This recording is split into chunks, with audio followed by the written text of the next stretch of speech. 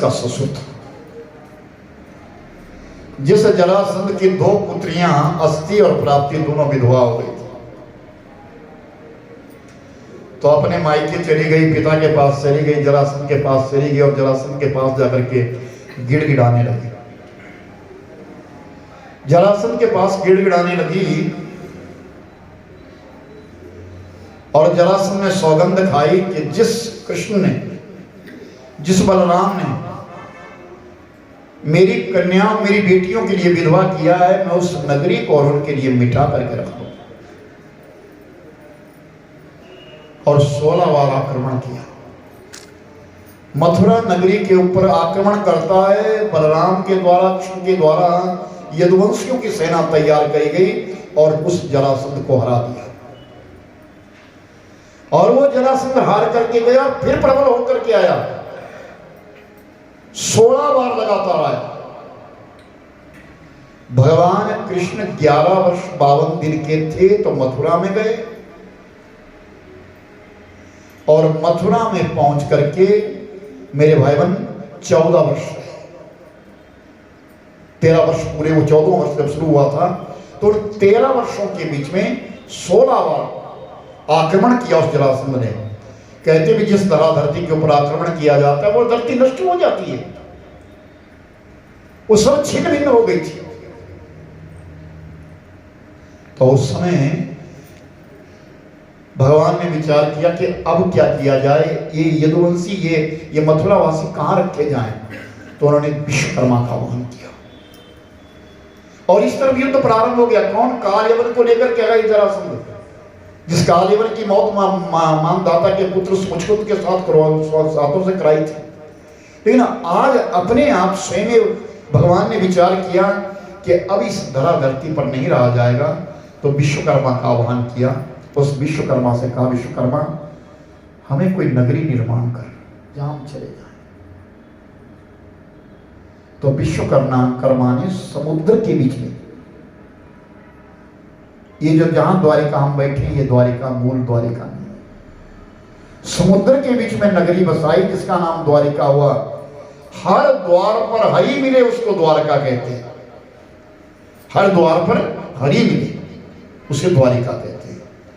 उस समुद्र के बीच में वो द्वारिका नगरी का निर्माण किया गया, जहां सब यदुवंशी बाकी गए।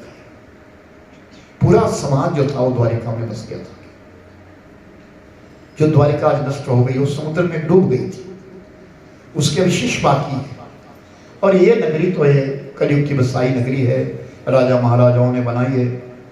और यहाँ भगवान ने ये धरती पूरी गिनी जाती है, द्वारिका द्वारावती गिनी जाती है। यहाँ मिलकर पिंडदान तो नहीं होता सर, पिंडदान नहीं होता, पूरा परिवार बसाया। 16,108 रानियों के मालिक हुए, 1,61,080 पुत्रों के पिता बने। और भगवान का नाम क्या हुआ? योगीश्वर। भगवान कृष्ण योगीश्वर है। और सबसे बड़ी बात, द्वारिकाधीश है। खूब माल है यहाँ, मौज मस्ती खूब है यहाँ, खूब पैसा, मणि माणिक्य मूल्यों की झालरें थी यहाँ। सुदामा चकित हो गया था देख करके, मैं कहां आया हूं, ये क्या है? ये द्वारिकाधीश के यहाँ आए हम, जिस धरती का राजा था उसके यहाँ आए हम। एक बात विशेष बात है, राजा तो बड़ा भाई बनना चाहिए था, लेकिन बड़ा भाई तो राजा नहीं बना। बलराम तो राजा नहीं बना, राजा तो कृष्ण।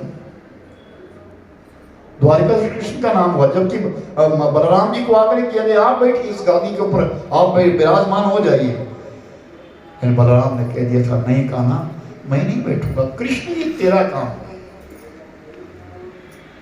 मुझे तो भ्रमण करना है, चारों तरफ घूमना है। युद्ध, गदा युद्ध सिखाते थे।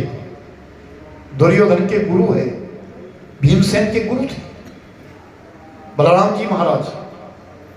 उन्होंने गदा युद्ध सिखाया मुझे। उन्होंने कहा कि मैं राज्य नहीं करूंगा। पत्नी का नाम रेवती, विवाह हुआ था इस स्थान के ऊपर। रेवती का और बलराम का यहाँ विवाह हुआ। कृष्ण भगवान का विवाह यहाँ नहीं हुआ। कृष्ण भगवान तो रुक्मणी को लेकर के आके, वो तो मूल द्वारिका में बैठी थी। तो उस धरा धरती के ऊपर हम आए हैं। तो भगवान ने ये नगरी बसाई थी यहाँ, और द्वारिकाधीश परमात्मा का नाम हुआ। यहाँ जो भी आता है ये सप्तपुरियों में आखिरी पुरी है। अयोध्या, मथुरा, माया, काशी, कांची, अवंतिका, पुरी, द्वारावती, गेया, सप्तैत्य मोक्षदायका। नाम लेने मात्र से, इन 7 पुरियों का नाम लेने से भी मोक्ष मिलता है। और हम तो यहाँ पे यात्रा कर रहे हैं। पहली कौन सी है? अयोध्या। दूसरी कौन सी है? मथुरा। तीसरी कौन सी है? माया यानी हरिद्वार। चौथी है काशी, और 5वीं है कांचीपुरम, तमिलनाडु में। अवंतिका, छठी है अवंतिका, उज्जैन, और 7वीं है ये द्वारिका। तो अभी हम जहां जहां भी आए हैं, आप लोग तो अलग से भी गए होंगे,